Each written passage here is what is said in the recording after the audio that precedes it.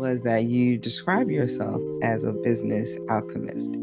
And the fact that you used the word alchemist, not everyone used that, but right away I was like, ooh, she's into like this spiritual Zen conversation, business alchemist. What does that mean? Yeah, well, alchemy is about transformation.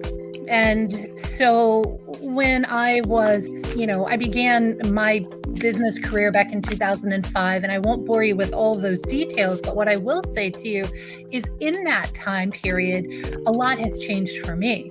The way that I show up. That already came out here was the Three of Wands. And what it says on this is, on the ship that's flying, the word literally says opportunity. And it says, planning for the long-term, abundance from past choices, pride in the success of your labors. Be patient as you decide what's next.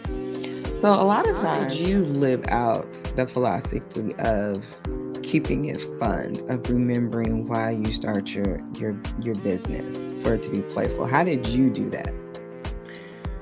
Well, I would say it wasn't until multiple times I got it wrong that I realized like this wasn't working. But what I would say is there were multiple dark nights of the soul, but what I will consolidate them down to is like really just having this feeling of hating my business. Here I start this thing, to help people, to do this work and to be, more available to my family, only to like create something that was exactly the opposite, right? It was just, I began to just write down like everything I wanted to change. And slowly but surely, I began to tick those things off the list. But what was the most important thing is I had control of changing those. And they didn't all happen overnight, but it was so empowering just having that list and looking at it and going, yeah, I made this. I can change this.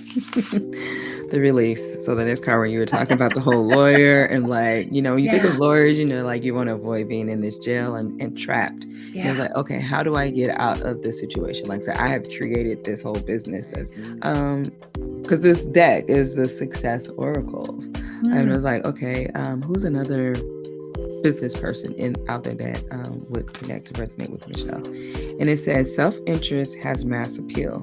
The freshly minted USSR Anne Rand boarded the USS Elise's Island with a heart full of ambition and a head back here boarding this ship. I don't know if you're having some reservation a little bit about how that may be received. Which as we started, that not everyone understands this whole spirituality realm. But going back to this, pride and success in your labors, be patient as you decide what's next. So they're encouraging as you go forth and you're doing those steps, like, yeah, there's something that may pop up that feels like what are people going to think or whatever. Just know that this is your path and that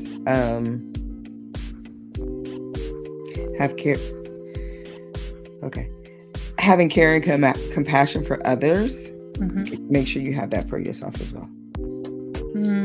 Thank you. That was an excellent reminder.